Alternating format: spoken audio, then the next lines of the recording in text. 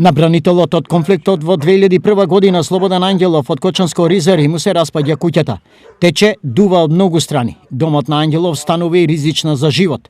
Маката да биде уште поголема е и нарушеното здравје на неговите родители, кои се во 8-та деценија од животот, но и на неговиот брат Гоце.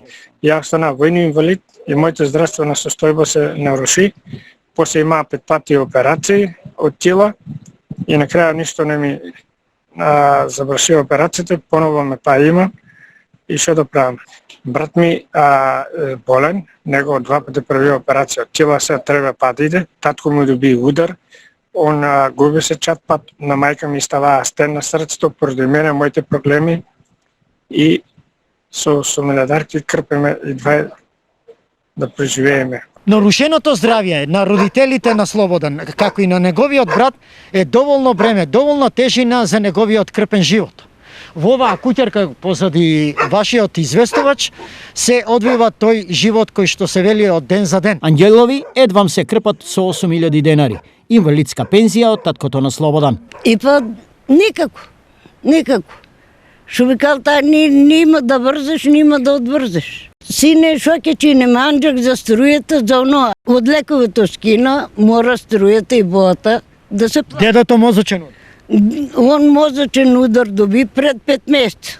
Проблемот на Ангелови соседите добро го знаат. Помагаат колку можат, но и апелираат. Треба и тоа многу треба на такви загрозени. За да и се помогне, иначе tego ни дева, многу е скапотија се и така. Треба да му се помогне. Тој е жртвувал животот, што се вика. Помош за Слободан и неговите најблиски пријателите посечуваат и од оваа адреса. Власта треба да му помогне, пошто е бил бранител, а сега е неспособен, треба да му дадат некоја издршка. Некој од оние кои за него можеби можат да направат повеќе е Сдруженијето на бранители Достоинство. Сакаме да помогнеме. Едниот начин е преку механизмите на државата. Најпрво треба да дојдем до релевантни информации дали бранителот ги има искористено сите права кои што му следуваат согласно со закон, односно ако е воен инвалид, дали воопшто има извадено уверение за воен инвалидитет, бидејќи државата има предвидено за воените инвалиди месечен надомест на воена инвалиднина. Ние ќе се обидеме преку нашите бранителски редови да помогнеме и финансиски и во реконструкција на куќата, барем да стане пристојно место за живење, се разбира со помош и на нас како бранители, но и на други хумани луѓе. Досега за маката на Слободан не се огласил никој, освен соседите и малиот број пријатели.